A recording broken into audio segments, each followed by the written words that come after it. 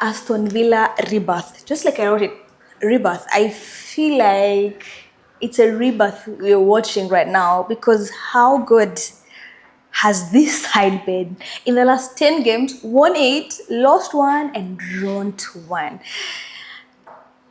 They started this season so poorly, but who'd have said it? They beat league leaders Arsenal and slowly dwindled their title hopes. It's the same thing they've been doing season in season out because they did the same thing last season, and I think Arsenal hates to see them coming. But I think Unai Emery has a personal vendetta with Arsenal when it comes to playing them, and he ensures he hammers them, and he's never missed.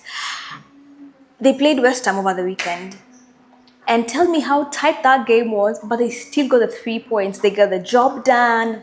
Next, Morgan Rogers with a brace, and Oli Watkins on the first goal.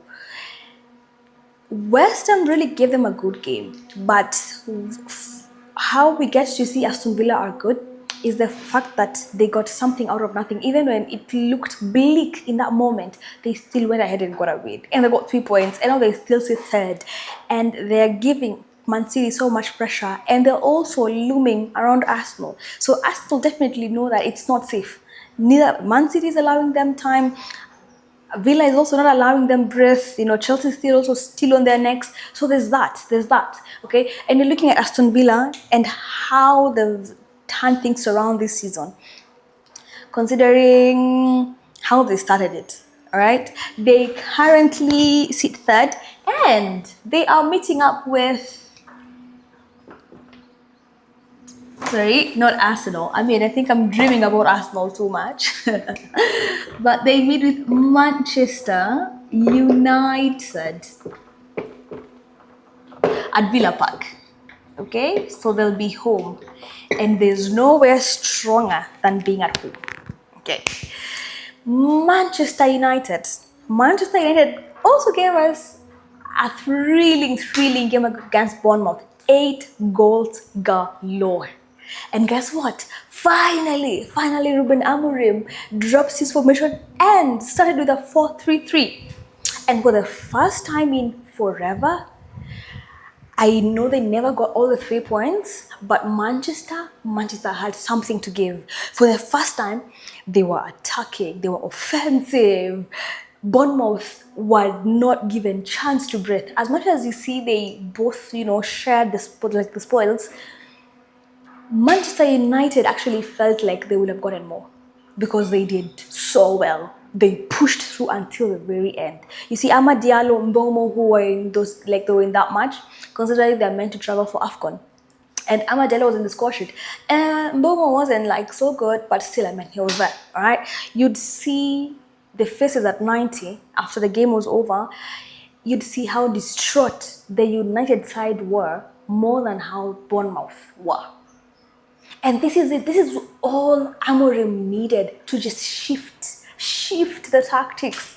He held onto his formation dearly. It was his baby, just like I said last.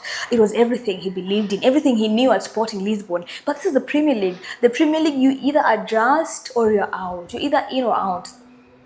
And you see, just this one game, he switches everything and everything clicks. It took him long enough, but hopefully it works out. But guess what? They're meeting Villa. And Aston Villa won't give them an easy time, won't give them an easy game. But then again, that's the thing. As long as you play attacking, as long as you go and press, you definitely get something. They definitely crack. And that's what you want to see, because you're looking at Bournemouth, 4 goals. From behind, it was like goals. Tavernier scored a free kick. Bruno Fernandes, a free kick. And then you looking at Sean Lamans. He literally came in clutch for this guy because he had I think the 95th stoppage time shot. That was actually getting in. But he stopped that. And you're looking at this keeper, and you're looking at the keepers that have been before. Of course, the guy was phenomenal during his time. And finally, considering we had Andre Onana, And now they have St. Laments. He's really a big boost in that back line.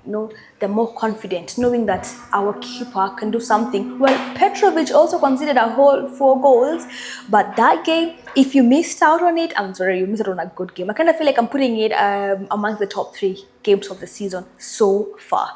So meeting Villa at home will definitely be a big, big challenge for Amorim. I'd want to see how this 4-3-3 formation goes on. If he's to maintain it, then I'd want to see how it goes. But then again, they will be without Mbomo, they will be without Diallo, considering they're all going for the AFCON.